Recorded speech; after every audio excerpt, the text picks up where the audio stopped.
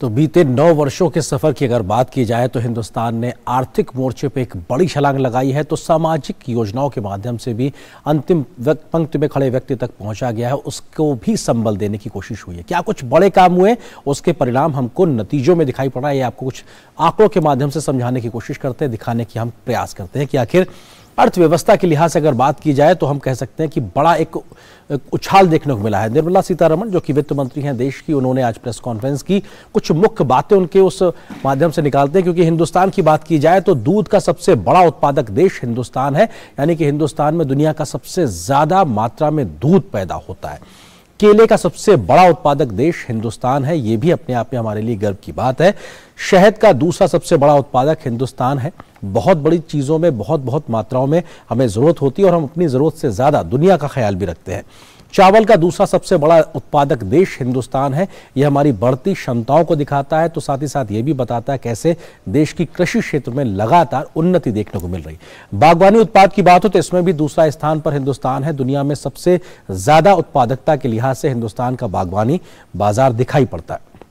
किसानों को सम्मान निधि का पैसा मिल रहा है, उनको सस्ता ऋण दिया जा रहा है। फर्टिलाइजर के दाम दुनिया भर में बढ़े हैं, लेकिन हिंदुस्तान में उसको स्थिर रखने के लिए सरकार सब्सिडी दे रही है, केंद्र सरकार सब्सिडी दे रही है। इसके अलावा उन्नत बीजों को किसानों को उपलब्ध कराया गया है। इस वजह से हम कह सकते हैं कि कृषि उत्पादकता को बहुत बड़े बंपर स्तर तक ले जाया गया है, जिसका फायदा किसानों की बढ़ी उपज के तौर पर उन्हें ज्यादा मिल रहे पैसों से मिला है। तो देश को भी अपने आप में संपन्नता के दायरे में आगे बढ़ाने और विस्तार देने का मौका मिला है। 9 करोड़ 60 लाख परिवारों को उज्ज्वला गैस कनेक्शन दिया गया है। तो लगभग 10 करोड़ परिवार मानिए जहां पर उज्ज्वला गैस कनेक्शन पहुंचा है। पहले यहां पर धुएं का अंबार होता था, लेकिन अब स्वच्छ ईंधन के माध्यम से लोगों के चेहरों पर खुशहाली आई है। गति शक्ति योजना के माध्यम से समय पे तमाम योजनाएं पूरी हो रही हैं, क्योंकि पहले तमाम बिखरे हुए अपने आप में काम हुआ करते थे, अब लेकिन अब सभी कामों को एक प्लेटफॉर्म के माध्यम पे लाकर कम पैसे से कम समय में बेहतर आधुनिकता के साथ में उसको डिलीवर किया जा रहा है। 2014 में भारत 11वीं अर्थव्यवस्था था दुनिया में अगर हम बात करें, लेकिन आज हिंदुस्तान ब्रिटेन को पीछे छोड़कर, अंग्रेजों को पीछे छोड़कर 5वीं सबसे बड़ी अर्थव्यवस्था दुनिया का बन गया है। यह हमारी बढ़ती आर्थिक क्षमताओं को दिखाता है और यह बीते कुछ वर्षों में संपन्न हुआ है। यह अपने आप में बड़ी बात है। इस साल और अगले साल भी भारत लगातार सबसे तेज गति से बढ़ती अर्थव्यवस्था बना रहेगा। मौजूदा वित्त वर्ष में और अगले वित्त वर्ष के जो अनुमान है, दुनिया भर की अर्थव्यवस्थाओं में तमाम प्रकार के संकट, चुनौतियां, दिक्कतें, परेशानियां हैं, लेकिन हिंदुस्तान सबसे तेज गति से बढ़ती अर्थव्यवस्था बना हुआ है। इसके अलावा अगर हम बात करें किस तरीके से तमाम जो 2023 अप्रैल महीना है उसमें कई ऐसे इंडिकेटर्स निकल के आए हैं जो बताने के लिए काफी है कि कैसे भारत तेज गति से अर्थव्यवस्था में आगे बढ़ रहा है। जीएसटी कलेक्शन का विस्तार हुआ है, उसमें एक बढ़ोतरी हमको देखने को मिली है। जीएसटी हम जानते हैं अपने आप में सबसे ज्यादा जिसमें पैसा सरकार तक पहुंचता है कर के माध्यम से। पीएमआई मैन्युफैक्चरिंग 4 महीने के उच्च स्तर पर पहुंची है। हम ये अप्रैल महीने 2023 की बात कर रहे हैं।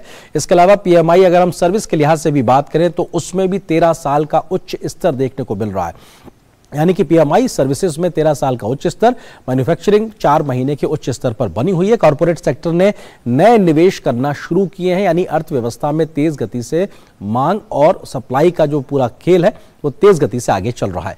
ग्रामीण इलाकों में एफएमसीजी प्रोडक्ट की बात की जाए, जो कि फास्ट मूविंग कंज्यूमिंग गुड्स हुआ करते हैं वो, या फिर दोपहिया वाहनों की ज्यादा बिक्री से मांग बढ़ने की संभावना साफ तौर पे दिखाई पड़ रही है और मांग बढ़ी भी है ग्रामीण भारत में, यानी कि ग्रामीण भारत में जो लोग रहते हैं उनके हाथ में ज्यादा पैसा पहुंचा है, इसलिए शायद वो ज्यादा मांग कर रहे हैं और उसकी वजह से उत्पादन में भी बढ़ोतरी देखने को मिल रही है। अप्रैल 2022 में महंगाई 7.8% से घटकर अप्रैल 2023 में 4.7% आ गई है और ये पिछले 18 महीने का सबसे निचला स्तर है, यानी कि महंगाई के मोर्चे पर भी तमाम लोगों को राहत मिली है। अप्रैल 2023 में कोर इन्फ्लेशन 3 साल के सबसे निचले स्तर पर पहुंचा है। यह भी दिखाता है कि जो प्रयास किए जा रहे हैं लोगों को राहत देने के लिए, उसमें भी असर दिखाई पड़ रहा है साफ तौर से। अप्रैल 2023 में थोक महंगाई 33 महीने के निचले स्तर पर आई है, यानी कि 33 महीने की सबसे कम महंगाई अप्रैल महीने में देखने को मिली है थोक महंगाई के लिहाज से अगर बात की जाए। इसके अलावा तमाम अन्य इंडिकेटर्स भी हैं जिसका हम जिक्र करेंगे, क्योंकि यूपीआई लेन देन में वृद्धि हुई है। हम जानते हैं यूपीआई यानी कि डिजिटल भारत का जो पूरा एक सपना था वो साकार होता दिखाई पड़ रहा है। पीडब्ल्यूसी इंडिया पेमेंट रिपोर्ट 2022 से 27 के जो है आंकड़े जारी किए गए हैं, उन आंकड़ों में क्या बड़ी बातें निकल के आई हैं जो हमको तसल्ली देती नजर आती है कि भारत एक विकसित होते देश की तरह आगे बढ़ रहा है। डिजिटल ट्रांजैक्शन के मामले में भारत बना ग्लोबल लीडर। बहुत तेज गति से यहां पर डिजिटल ट्रांजैक्शंस किए जा रहे हैं। उनके आंकड़े भी हम आपको जल्दी से दिखाते हैं। 2026-27 तक प्रतिदिन 1 अरब यूपीआई लेन देन होंगे, इस बात का आकलन किया गया है। इस प्रकार से 2026-27 तक कुल डिजिटल भुगतान में यूपीआई का हिस्सा 90% हो जाएगा। यह अपने आप में बड़ी खबर। 2022-23 में यूपीआई के खुदरा लेन देन में हिस्सेदारी 75% है। यह भी हमको पता लगता है कि हमारी बढ़ती क्षमताएं दिखाता है। भारतीय डिजिटल भुगतान बाजार सालाना 50% की दर से बढ़ रहा है और इसके और तेज गति से बढ़ने की संभावना है। 2027 तक यूपीआई लेन देन बढ़कर होंगे 411 अरब, यानी कि जो ट्रांजैक्शंस के नंबर होंगे वो 411 अरब तक पहुंच जाएंगे। पीएलआई स्कीम के लिहाज से भी अगर हम बात करें तो ये भी आंकड़े हमको तसल्ली देते नजर आते हैं। पीएलआई स्कीम लगभग 2 लाख करोड़ रुपए के ज्यादा के प्रावधान तक पहुंच गई, यानी कि 2 लाख करोड़ रुपए से ज्यादा का सहयोग इन स्कीम में दिखाई पड़ रहा है। इसकी शुरुआत करीबन 2 लाख करोड़ रुपए के परिव्यय के साथ में की गई थी, जो कि अब बढ़ती हुई दिखाई पड़ रही है। किन सेक्टर्स की बात की जा रही है उसमें फार्मा, बेसिक केमिकल्स को सपोर्ट मिलने की उम्मीद भी पीएलआई के माध्यम से जताई जा रही है। 2021-22 में 5 साल के लिए 13 क्षेत्रों में लागू हुई थी पीएलआई स्कीम। हम जानते हैं उस वक्त कोविड का एक संकट हमारे सामने लगातार दिखाई पड़ रहा था। इस वजह से भी उसको एक बड़े महत्वपूर्ण एक तरीके से देखा गया था कि कैसे हम अपनी व्यवस्थाओं, खास करके आर्थिक व्यवस्थाओं को एक संबल दे सकते हैं, और ये हमें उसमें देखने को मिला था। बेरोजगारी के आंकड़ों पर भी बात कर लेते हैं। देश में बेरोजगारी के ताजा आंकड़े जारी किए गए हैं, जिसके मुताबिक जनवरी-मार्च 2023 की अवधि में बेरोजगारी दर में कमी दर्ज की गई है। एनएसओ के द्वारा किए गए ताजा सर्वे में जनवरी-मार्च अवधि में बेरोजगारी की दर 6.8% रही, जबकि इससे पिछले तिमाही में यह 7.2% के स्तर पर थी। इसी अवधि में पुरुष वर्ग में बेरोजगारी की दर 6% और महिलाओं के वर्ग में बेरोजगारी की दर 9.2% दर्ज की गई है। इससे पहले की तिमाही में पुरुष वर्ग की बेरोजगारी की दर 6.5% थी और महिला वर्ग में यह दर 9.5% थी।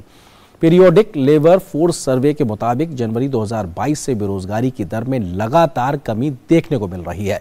जनवरी 2022 में देश में बेरोजगारी की दर 8.2% थी, जो अप्रैल-जून 2022 के तिमाही में घटकर 7.6% थी। तो वहीं जुलाई-सितंबर 2022 की तिमाही में 7.2%, अक्टूबर-दिसंबर 2022 की तिमाही में 7.2% से घटकर जनवरी-मार्च तिमाही में 6.8% पर आ गई है। वर्किंग पॉपुलेशन रेशियो में भी बढ़ोतरी देखी गई है, जिसके मुताबिक जनवरी-मार्च 2023 की अवधि में देश में 45.2% जनता को रोजगार मिला हुआ है, जो इससे पहले की तिमाही में 44.7% पर था। फिलहाल एक और छोटे से ब्रेक के लिए रुकते हैं।